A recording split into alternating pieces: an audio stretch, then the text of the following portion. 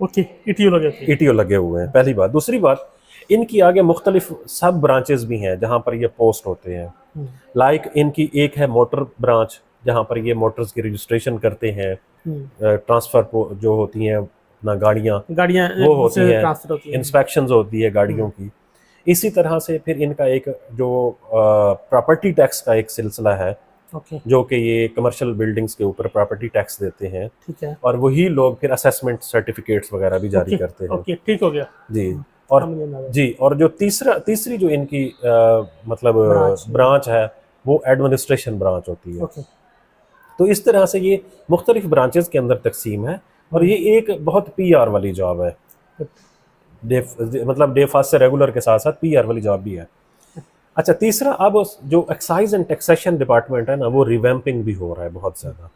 आपको पता है कि अब आल नंबर प्लेट्स आना शुरू हो गई हैं। हाँ जी, इसका मतलब क्या है कि ये एक्साइज एंड टैक्सेशन का मैंडेट है। हाँ जी। तो उसके अंदर इनका मैंडेट जब आल पंजाब होता है या क्रॉस पंजाब होता है, तो फिर आप चाहे किसी डिस्ट्रिक्ट के अंदर भी बैठे होते हैं, तो आप मेन स्ट्रीम के अंदर होते हैं।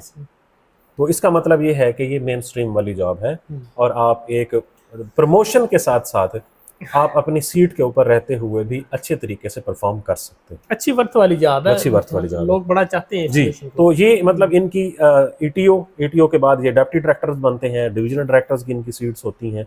मतलब ये है कि इनका प्रमोशन चैनल मौजूद है। ओके, अगर ये ईटीओ को भर्ती, सॉरी, ये कोई एक्साइज इंस्पेक्टर भर्ती होता है, तो वो ईटीओ या डिप्टी डायरेक्टर तक आराम से चला जाता है। आराम से जाते हैं। ओके, अच्छा, अब सर, अब हम आ जाते हैं इसकी तनख्वाह के ऊपर। ये क्योंकि ग्रेड 16 की रेगुलर पोस्ट है, अराउंड अबाउट 80 तो होगी ना? नहीं 80 नहीं होगी, थोड़ी होगी। कोई अलाउंसेस वगैरह इसमें रखते हैं? मुझे अब एग्जैक्ट नहीं मालूम कि एक्साइज एंड टैक्सेशन का कोई स्पेशल अलाउंस है या नहीं, मुझे लगता है नहीं है। तो इनकी कोई 65 से 70 के अराउंड 65 तक होगी।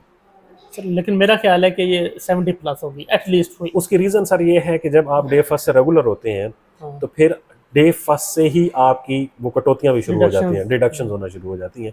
तो मेरे ख्याल में ये 65 तक होगी। चलें सर, मैं सरेंडर करता हूँ। नहीं, करना भी चाहिए आपको।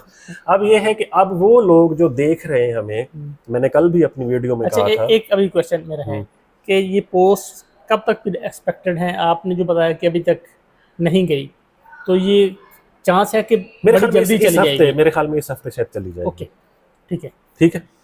अब क्योंकि हमने मालूमात जहाँ से लेनी होती वहाँ पर तो नहीं पहुँची ना। ठीक है, ठीक है।